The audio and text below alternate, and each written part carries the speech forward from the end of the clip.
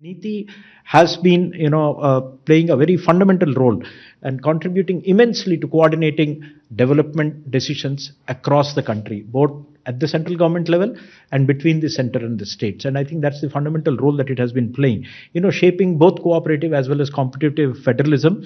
And it's been shaping national policies, shaping visions, both at the central level as well at the, state levels. It's been pushing states and central government into data-driven decision making, into empirical, evaluation based decision making, and also wherever necessary, both at the central level with ministries as well as with states, hand holding. So I think and NITI has been the repository of the sustainable development goals. So I think that's another area which NITI has pushed. So this shows in the depth of work which NITI has done over the last 10 years. And I think it is seen now widely as a platform. And I'll refer to what PM said in this context in a minute later. The agenda for the meeting was actually basically two items apart from an action taken report. Firstly, the theme of the meeting itself and the first item in the agenda was Viksit Rajya for Vikasit Bharat. Viksit Bharat Hetu Viksit Rajya. The whole idea is in the last governing council, the 9th governing council held just after the election in July, the Prime Minister had given a call for all states to prepare their own state visions, making their states Viksit Bihar, Viksit Orissa, Viksit Madhya Pradesh, so that they have visions which will then aggregate into a larger vision for the nation. So I think that is what drove the agenda for the last 1 year, and that's why it became the primary theme of today's governing council meeting. The reason for the PM giving this call last time is that India is at a turning point. It's at a takeoff stage. And this is at the cusp of a change in our growth trajectory. And given that we have solved a lot of issues regarding basic services, access to basic services, and having reduced extreme poverty to less than 5% almost, I think the country is at a takeoff stage where it can grow very, very rapidly, as has been done by many countries in the past. So this was the context. Given this, as well as the demographic dividend that India is actually blessed with for the next 20-25 years, that we can grow rapidly, the Prime Minister gave a call that all states to prepare a vision document at their level. And this is already visible in the growth of India. We are the fourth largest economy as I speak. We are a $4 trillion economy as I speak. And this is not my data, this is IMF data. India today is larger than Japan. So it's only the United States, China, and Germany which are larger. And if we stick to what is being planned, what is being thought through, it's a matter of another 2.5 to 3 years, we would become the third largest economy. And in this, the reason for the Prime Minister giving this call is this is a long haul and we have to do it for about 25 years. States are fundamental. Be it industrial development, be it services, be it agriculture, be it human capital, everything has to be done in states. And if you do not have visions for states individually, it's like actually having a bullock cart with only one, bull, not two. It will not run. So if the vehicle has to move forward, you need both center and states to work in tandem. And the good thing is, as we come here, almost 17 states have prepared and released or are on the verge of releasing their visions. 5 of them have released visions: Andhra Pradesh, Uttar Pradesh, Tamil Nadu, Gujarat, and Punjab. And I know that the other 12 ongoing will come out by August actually. June itself we'll see 3 or 4 coming out. Chhattisgarh, Orissa, Madhya Pradesh, Rajasthan, on the verge of releasing. They're all looking for dates. Actually, so I think this flood of activity was triggered by last time.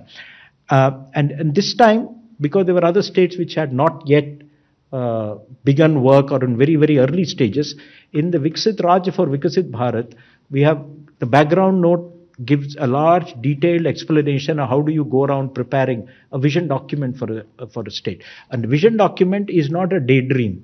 It is a practical, implementable document with key performance indicators which are to be monitored, and you ensure that you are on the right track. And it should also be flexible enough to accommodate changes over 25 years. So that is what it is. It should have clear targets. We've given a background note. A part of it which I have circulated to all of you will be getting before the end of this press conference, which tells you how states have gone about preparing their vision documents. In about 15-20 minutes, it will be circulated and you'll get soft copies also. States in India are the sizes of countries. So making their own vision documents is largely justified. Uttar Pradesh is the size of Brazil, and Bihar is the size of Mexico. So these visions are justified, and I think that's the context in which this Viksit Raj for Viksit Bharat was chosen as a theme.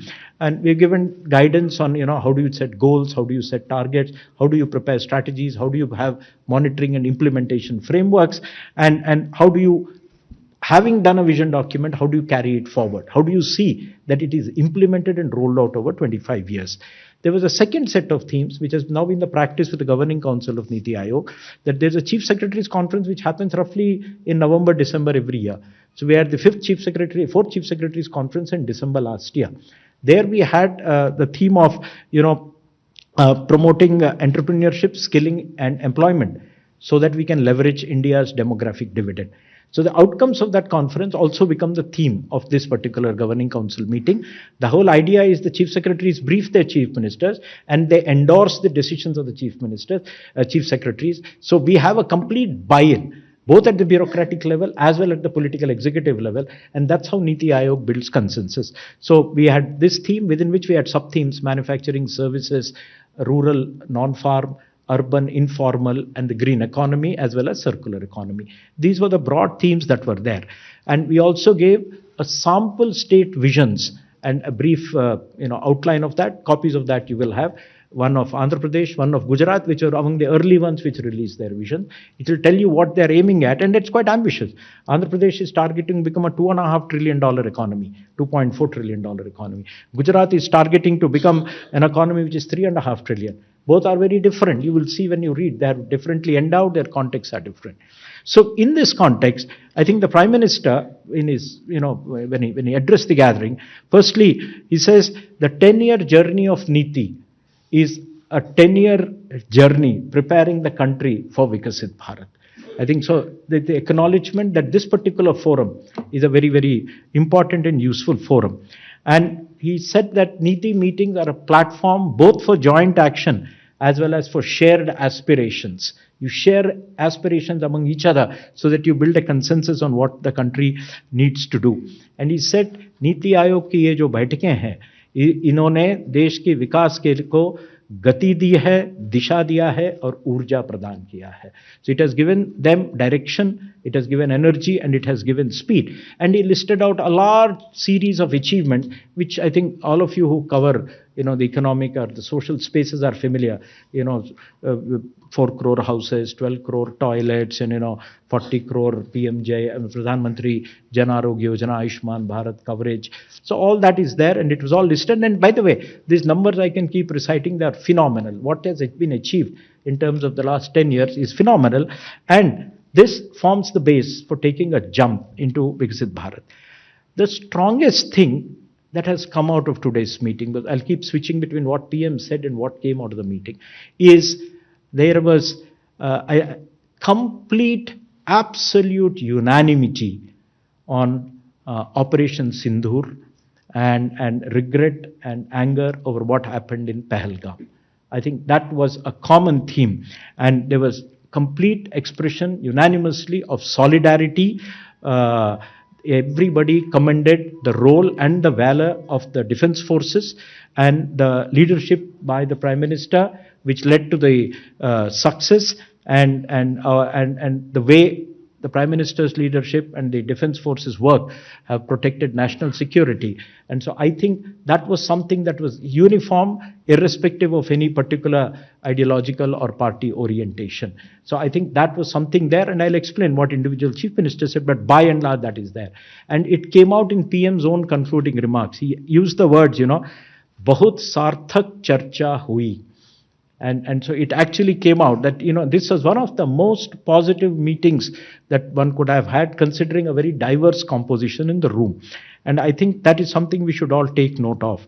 And what the Prime Minister said is, this is the highest body representing the federal structure of India, where you have both about 15 cabinet ministers apart from the Prime Minister, and all the chief ministers and the lieutenant governors of states, whoever is there. And there is no body which represents India's federal structure in one room, like the Governing Council of NITI, and everybody unanimously supporting in one voice gives everybody who has acted a lot of strength. But more important than that, what he says is that we need the same approach that we have had in supporting Operation Sindoor to actually go and achieve Vikasit Bharat. The strength of Team India, as shown in Operation Sindoor, also is going to be the same feature which will enable India to achieve Vikasit Bharat. एक लक्ष्य था operation सिंदूर के लिए, विकसित भारत के लिए एक लक्ष्य होगा और हम एकजुट होकर इसके लिए काम करेंगे. He also said Operation Sindoor is not a show of army strength. It has to be converted to social strength because society came out and supported our action. Similarly, Vikasit Bharat is not the idea of a chief minister or an individual or anybody in the system. It has to get converted into a people's movement. What gave him a lot of pleasure and happiness is almost every state or union territory which spoke had either completed or beginning work on preparing their own visions. सो वो जो एकजुटता, एक तरह से सोचने की जो सभी के मन में से ये बात जो अभी निकल के आई, that gives you a lot of confidence that this country will be Vikasit Bharat. It had penetrated the thinking of everybody. So I think that is it. And he wanted this to be carried further down to districts, possibly down to villages, so that every individual is motivated. And he said the economic jump which will come out of this attitude. The Atmanirbharta, the belief in our own equipment, our own strengths and capabilities in Operation Sindoor. If that belief and capabilities are popularized and universalized, that itself will help us do a lot more as far as achieving Vikasit Bharat. He said the most important point to note is that every state has joined the Vikasit Bharat stream of thought. So now एक प्रवाह है और सभी लोग अब उस प्रवाह में जुड़ गए हैं, and we need to take it further down. And once you take it further down, it becomes an autopilot. And once it is an autopilot, it has a self-fulfilling way of fulfilling itself. It creates an atmosphere of agreement. Going back, in his remarks, the PM covered a lot of issues. He said that NITI has been helping a lot of states, and I think this effort should be continued. He talked that states are the places where action is there. So that we need to focus on the themes which are there in the agenda. If you want employment, that means you need skilling, you need entrepreneurship. States have to do the action in multiple fronts. Most importantly, they need to focus on manufacturing. They need to focus on services, which means remove a lot of bottlenecks. And what kind of bottlenecks? Changing policies, ease of doing business, removing obstacles, removing obsolete laws, reducing compliances. We have done a lot in Delhi. Some states have done a lot at state level, but there is a lot more to be done. Please work at state level, go down to local self-bodies, municipalities, and see that, we remove all these obsolete stuff so that investors should feel that they are welcome. And for that, there should be a friendly competition between states, create an investment-friendly atmosphere in the states. He also referred to a task force created by the cabinet secretary with a lot of work assigned to secretaries for deregulation. Basically, identify and remove a lot of unnecessary regulation which is hindering ease of doing business at state level. So this was one area of focus. He also asked states to focus on exports, because you just don't have to have manufacturing and services. The world is there for us. The government has been signing a lot of FTAs, more are in the pipeline. We need to leverage the FTAs. And to leverage that, he wanted states to start thinking on those lines. He also talked about, the ODOP, One District, One Product program, which he had, but it's not about just one district, one product. He wanted that to be made world class. How do you make it world class? Through quality, through marketing, through packaging, so that people feel like owning it. There is a huge world outside which has a demand for local, ethnic, identified stuff. There's a huge global market. States need to work to tap that. And if you succeed in one sector, and if you succeed, say, in auto sector, you will have spillover effects in other sectors. You succeed in auto sector, you will have success in the automotive component sector, and so on and so forth. He named areas where we have had success. We have had success in electronics, we have had success in semiconductors, we have had successes in textiles and a couple of areas. So he basically said, a farmer will harvest as he reap as he sows. So you have to, बीज सही डालोगे और खेती करोगे तभी आप, फसल काट पाओगे. And therefore, that was one area of emphasis. The second area is, given our demographic dividend, the size of our population, I think skilling has to be given a lot of importance.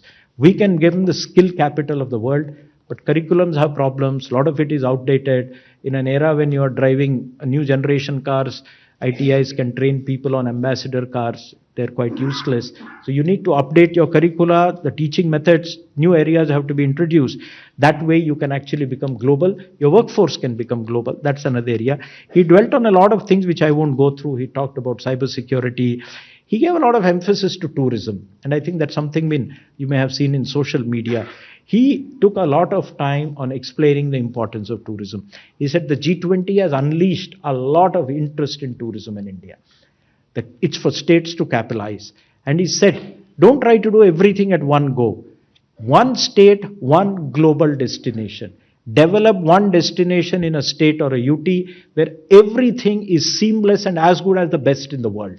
That will create a momentum, then others will copy in the neighborhood. So I think that's a call he gave. One state, one destination, where you have ease of travel, where you have ease of visiting that place, etc. Another area which he gave a lot of emphasis to was cities. That cities are driving growth. We are about 1/3 urban. By 2047, we'll be 50% urban. We need to pay more attention to that. And the explosive growth of cities is going to take place. If you don't plan for that, you're going to have messy development. Our cities will be unlivable. Use cities to actually leverage economic growth. He referred to the challenge fund, our city challenge fund, which was announced in the budget, 1 lakh crores with a 10,000 crore provision, and said cities should prepare plans, programs, projects, and tap into that fund. Then he gave a lot of other areas where the central government schemes are there. Things like he asked states to use Gati Shakti for social infrastructure. Talked about women's employment, improving women's participation rate in the labor force, making it safer, making it more convenient, better timing, better travel, better facilities so that more women participate.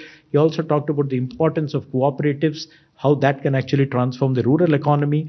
He wanted river linking to be tried out, if not at a big level, but at least at an intra-state level, and take it forward. And he said in conclusion that if you have policies, the policies should be in a manner that they deliver impact. That's how policy should be. Policies are not things which are in books. And once people see impact, they accept change because they see change for their own benefit. And he concluded his opening saying that this is an unprecedented opportunity. In the end, as I said, he was extremely delighted by, the unanimous support for Operation Sindoor, the mood and atmosphere in the room. He said if the same mood can be captured and used for Vikasit Bharat, Team India can certainly make India a developed nation. While making visions, one of the things he said to the states is 2047 is too far away. Have intermediate timelines. Orissa has a 100th year coming up in 2036. So have a goal for 2036 and 47. Maharashtra has a 75th year of its formation, 7-8 years from now. Have that an intermediate goal and then have a final goal, and so on and so forth. He also referred to a lot of chief ministers, their good suggestions, etc. He focused on 3 or 4 areas: agriculture, he focused on education, he focused on healthcare, and a lot of things that we done, things like TB Mukt Bharat, controlling obesity, reducing edible oil imports, and using technology in agriculture. He also urged states to implement programs which are funded largely by the central government. Take interest because it will help individuals, PM Janman, Pradhan Mantri Awas Yojana, and so on and so forth. And he basically concluded with this sentence saying that, leaving this room, I'm quoting him, I feel confident that we can achieve Vikasit Bharat.